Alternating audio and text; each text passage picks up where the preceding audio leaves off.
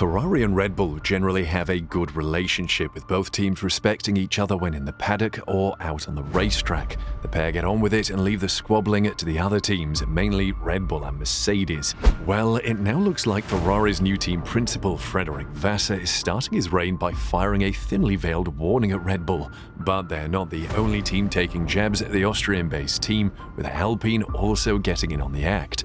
Stick around to find out what Ferrari and Alpine have to say about Red Bull, why Renault is so upset, and who Ferrari's reserve drivers will be for 2023. It is well known in the F1 world that the Ferrari team principal role is one of the most demanding and challenging in the paddock, with the Tifosi only adding to that pressure. Vasseur will have to contend with all of that. The Frenchman will be looking to turn the prancing horse into a World Championship team and right the wrongs of the previous season. Ferrari's diabolical strategy last season saw them almost lose out to Mercedes in the Constructors' Championship, and it is this that Vasseur must fix. All that being said, the noise coming out of Italy is that Vasseur will not have much time in which to do this, with the Italian tabloids saying Vasseur has 6 months to turn Ferrari around, commented the Corriere dello Sport, presumably before the knives come out for the new men in Maranello. With the pressure appearing to be already building on Vasseur, the Frenchman has not wasted time, with rumours running rife that significant changes are already happening at Ferrari,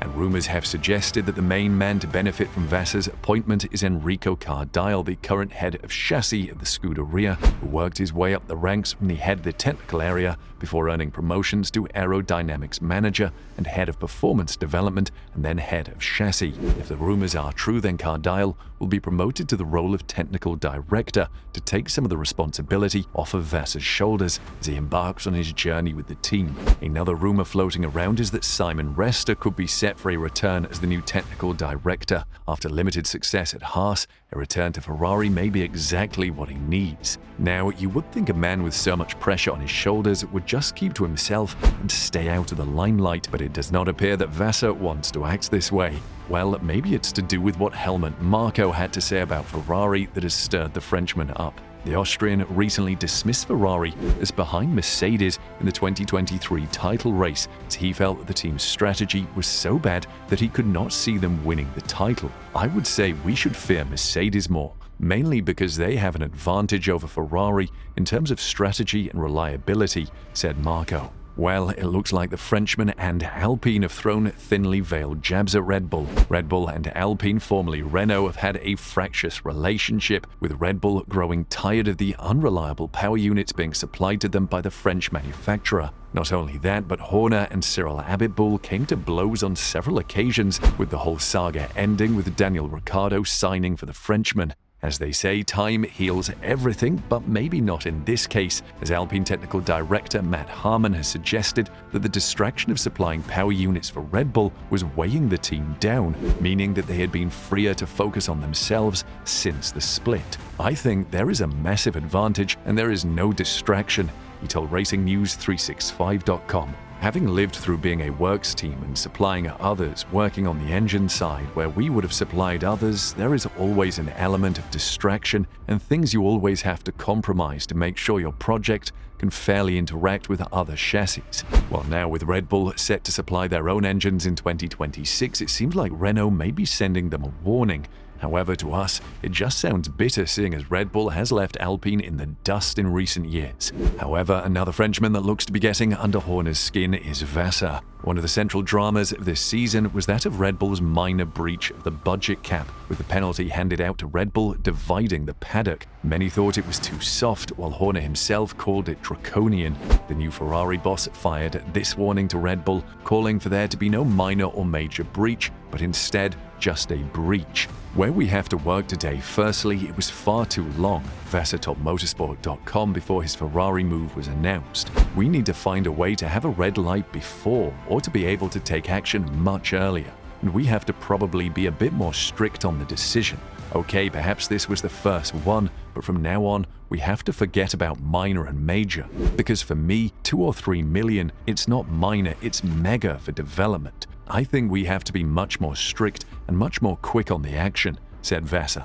We all know this is aimed at Red Bull, and hopefully it doesn't come back to bite Ferrari. In F1, there is never only one issue going on though, with the other talking point on everyone's lips being the current engine freeze and if teams are exploiting loopholes to get around the recent freeze. One team expecting the FIA to be stricter is Alpine, which Renault powers. Alpine Executive Director Bruno Femin is hoping for the FIA to become stricter regarding power unit upgrades in the future. He recently praised the FIA for their transparency in 2022. "I think the process in 2022 with the FIA and the other manufacturers was quite good. At least it was transparent, so everyone knew about each other's requests, and that's very good," Femin said as per motorsporttotal.com.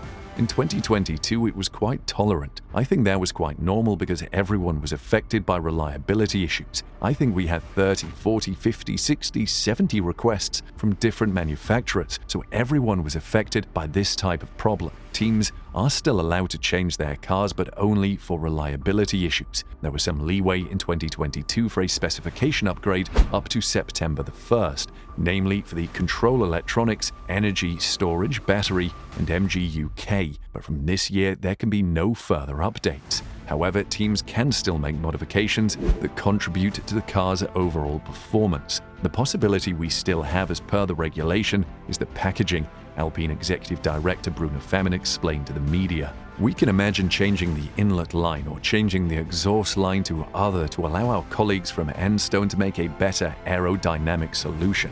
The critical issue that everyone wants to address is ensuring that no team unfairly benefits from resolving their reliability issues, with reports claiming Ferrari will be able to produce an extra 30 horsepower by solving their reliability issues. With this in mind, Femin expects the FIA to become stricter over what can and can't be changed on a power unit. The risk is that fixing a reliability issue could provide a potential performance gain. I expect the FIA to be a bit stricter in the future, but I don't have any information," Femin said. One of the significant issues that Ferrari was expected to face was the loss of two key major sponsors, with a considerable gap of $55 million needing to be found. However, they have filled in some of that gap, with Ferrari confirming that a new team partner will be added to their portfolio, with Genesis being added to their F1 and hypercar programs. And Mercedes and Red Bull are confirming their reserve drivers as Mick and Daniel, respectively. According to reports from Italy, Antonio Giovinazzi and Robert Schwartzman have been earmarked as Ferrari's F1 reserve drivers for the 2023 season.